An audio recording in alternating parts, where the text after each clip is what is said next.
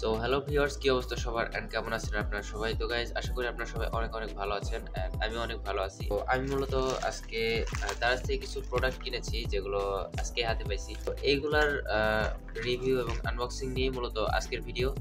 তো চলেন বেশি কথা না বাড়িয়ে ভিডিও শুরু করা যাক।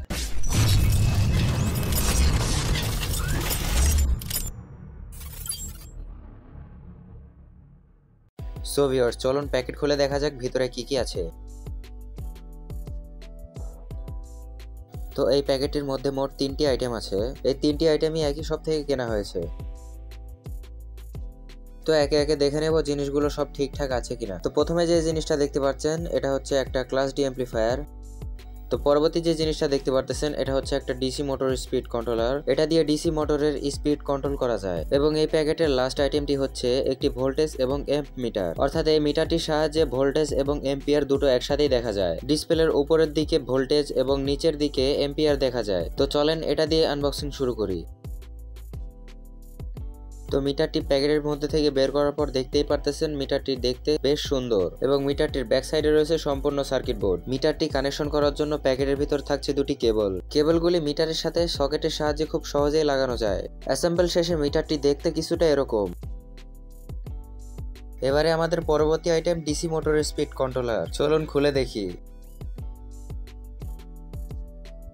তো এটা হচ্ছে সম্পূর্ণ সার্কিটটি।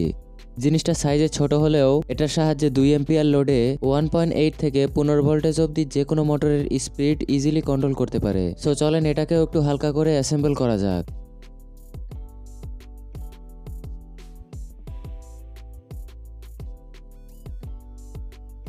সো ভিউয়ার্স, এবারে থাকছে আমাদের মূল আকর্ষণ, একটা ক্লাস ডি অ্যাম্প্লিফায়ার বোর্ড, যেটার মডেল নাম্বার হচ্ছে XHM139। সো চলেন প্যাকেটটি খুলে দেখা যাক। তো এটা হচ্ছে মূল বোর্ডটা।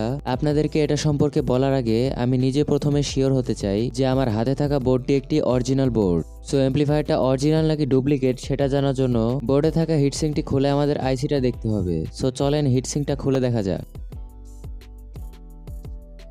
সো ভিউয়ার্স, হিটসিংটি উঠানোর পরে দেখতেই পারতেছেন দুইটা 32 পিনের অরিজিনাল TPA3116 মডেলের আইসি ব্যবহার করা হয়েছে, যেটা দেখে শিওর হলাম এটা একটি original class D amplifier board. তো এখন এটার হিটসিংটা আবার লাগিয়ে ফেলবো। তো ততক্ষণে আমি আপনাদেরকে বলে রাখি, আমি বারবার এই বোর্ডটার অরিজিনালের কথা বলছি কারণ বাজারে এই বোর্ডটা অনেক ডুপ্লিকেট হয়। ডুপ্লিকেট বোর্ডটা তো দেখতে একদম সেম, কিন্তু সেই ডুপ্লিকেট বোর্ডে ব্যবহার করা আইসি গুলো দেখতে কিছুটা এরকম হয়। তো আপনারা বোর্ডটি বাই করার আগে অবশ্যই চেক করে নেবেন যে এটা আসল না নকল। শিওর হলে তবেই বোর্ডটি কিনবেন। সো ভিউয়ার্স, এখন আমাদের লাস্ট এবং পরবর্তী প্যাকেট, যেটা খোলার আগে আমি আপনাদের মাঝে একটা রিকোয়েস্ট করতে চাই। আপনারা যারা যারা আমার ভিডিওটি এতদূর পর্যন্ত দেখতেছেন তাদের অবশ্যই ভিডিওটি ভালো লাগছে, তাই ভিডিওটিতে অবশ্যই একটা লাইক করে দিন এবং এই ধরনের আরো ভিডিও পেতে চ্যানেলটি সাবস্ক্রাইব করে রাখুন। তো চলেন দেখা যাক এবারে আমাদের এই প্যাকেটের ভিতরে কি কি আছে। তো এই প্যাকেটের ভিতরে মোট 2টা আইটেম থাকার কথা, কিন্তু আমি এই পুরো প্যাকেট ভালোভাবে খুঁজে দেখার পরও মাত্র একটা আইটেম পাইলাম,